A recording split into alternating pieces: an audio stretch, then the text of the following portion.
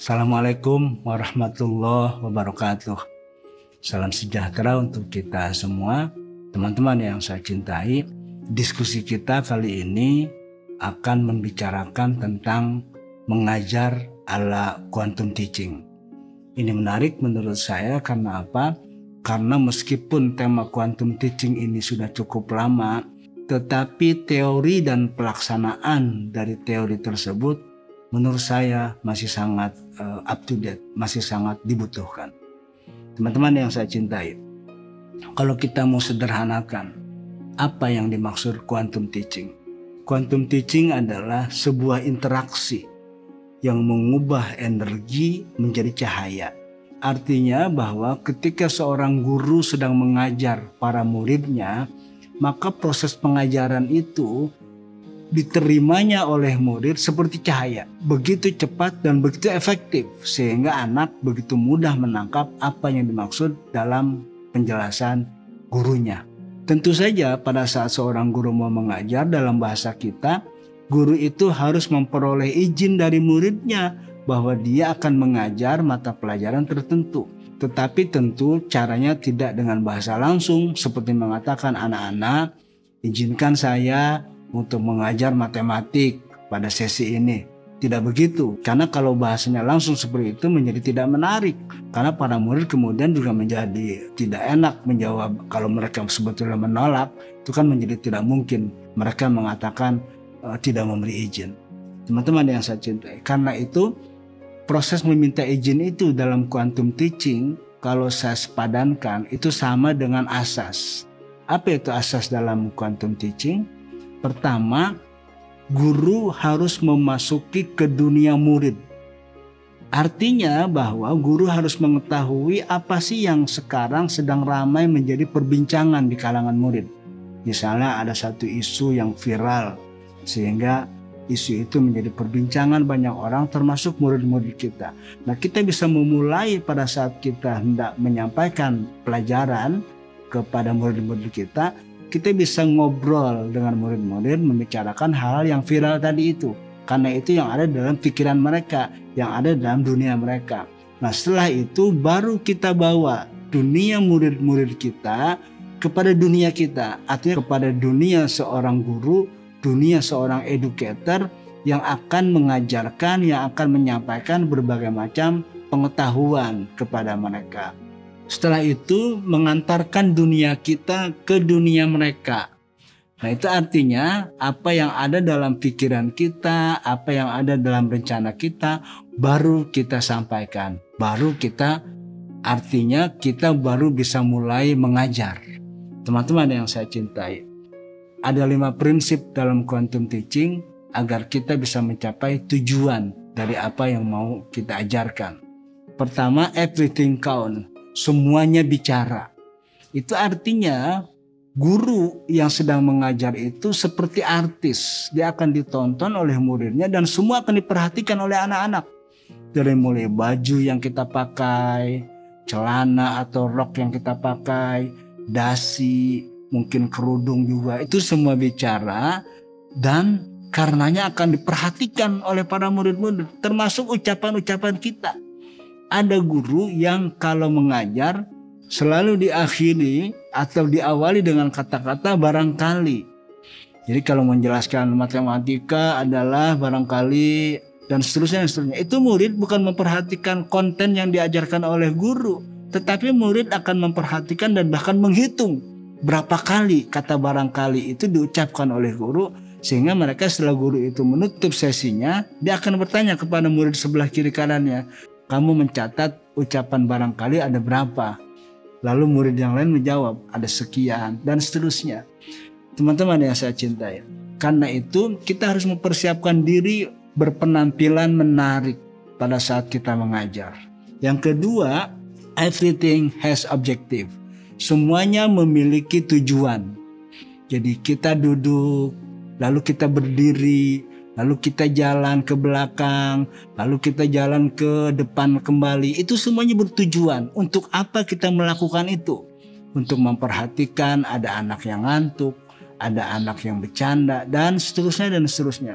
Jadi semua bertujuan termasuk kita misalnya membawa teaching equipment, bunga misalnya kita bawa. Kalau mata pelajaran tertentu yang membutuhkan teaching equipment berupa pohon-pohon, mungkin benda-benda otomotif misalnya, maka itu pun dengan tujuan-tujuan yang jelas. Sehingga semua yang kita tampilkan di hadapan kelas pada saat kita mengajar, itu tidak ada yang tidak bertujuan.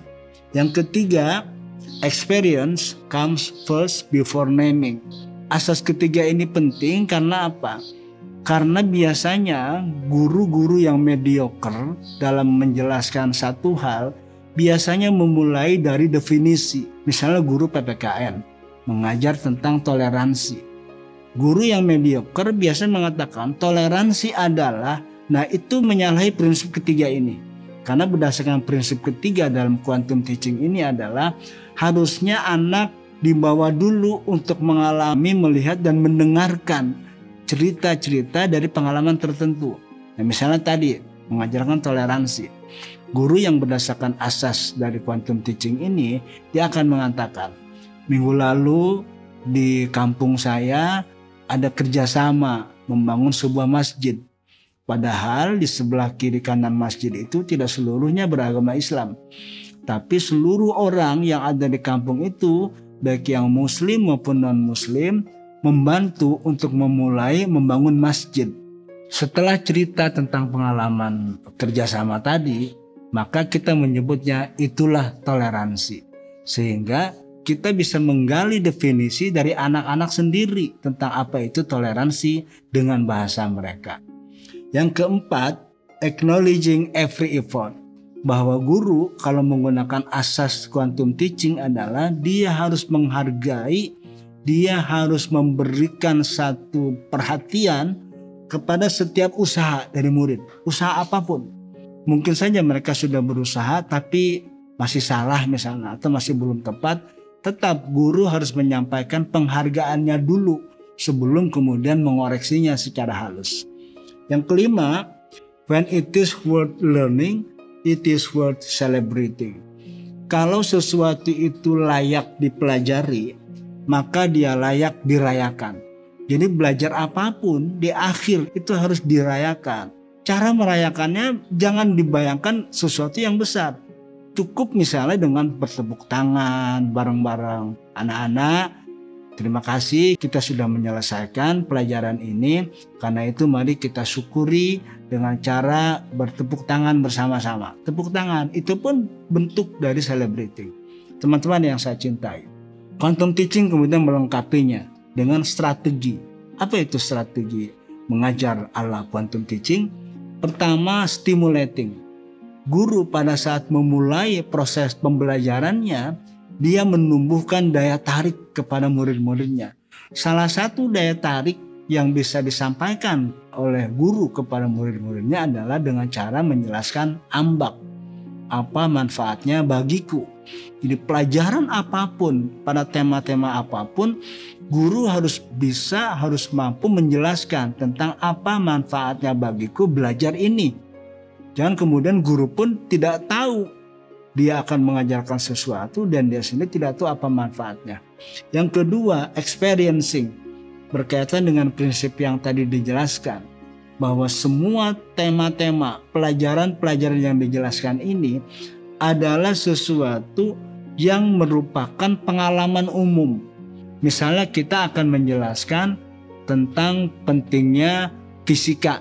Gitu. Maka berdasarkan pengalaman-pengalaman umum untuk kehidupan, manfaat belajar fisika itu apa, dan itu diangkat dari pengalaman-pengalaman umum yang dapat dimengerti oleh murid dari hal-hal yang sifatnya kecil, misalnya hujan, proses pembakaran api dan sebagainya, sehingga anak-anak tidak menjadi ahistoris ketika dia mendengarkan, ketika dia mendengarkan apa yang guru jelaskan.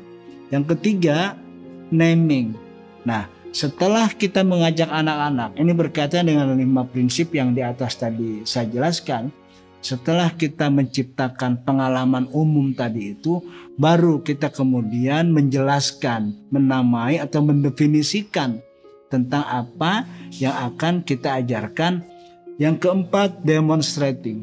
Setiap guru harus memberi kesempatan kepada murid-muridnya untuk menunjukkan bahwa mereka mengetahui dan paham terhadap pelajaran apa yang kita ajarkan. Yang kelima, reviewing. Nah, di sini kelanjutan dari demonstrating, setelah anak-anak diberi kesempatan untuk menunjukkan kemampuannya, kita harus memastikan bahwa pemahaman, pengetahuan yang mereka tangkap itu adalah benar. Sehingga perlu direview, sehingga anak bisa memastikan bahwa pengetahuan dan pemahamannya itu benar. Atau dengan kata lain, mereka bisa mengatakan, saya tahu bahwa saya benar-benar tahu. Yang terakhir, celebrating.